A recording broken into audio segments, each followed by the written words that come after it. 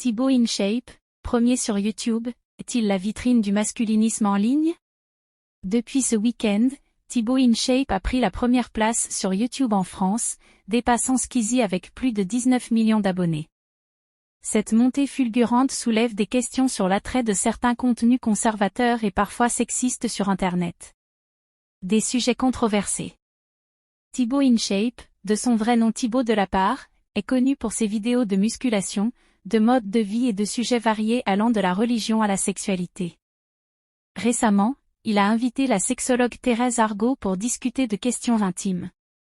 L'entretien a suscité une polémique, notamment lorsqu'Argot a suggéré des « rendez-vous sexe », même quand un partenaire n'en a pas envie, provoquant une réaction scandalisée de l'association féministe Nous Toutes.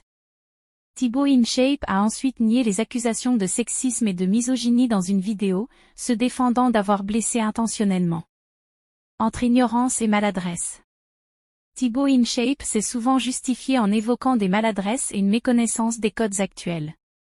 Cependant, ces vidéos reflètent régulièrement une vision traditionnelle des questions de genre, ce qui lui vaut des critiques.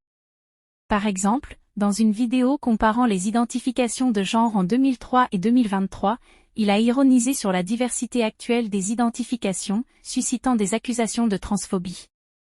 Un succès auprès d'un public conservateur.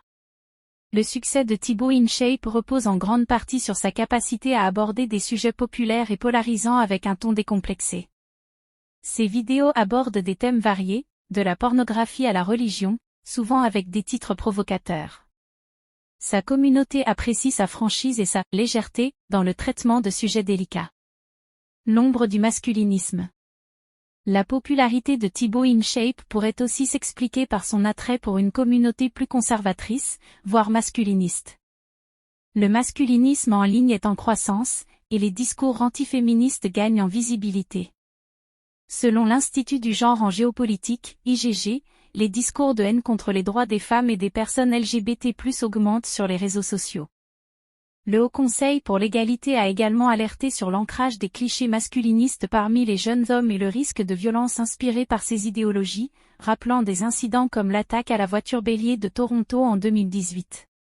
Bien que Thibaut InShape se défende d'être sexiste ou misogyne, le contenu de sa chaîne YouTube et son succès soulèvent des questions sur l'attrait de discours conservateurs en ligne.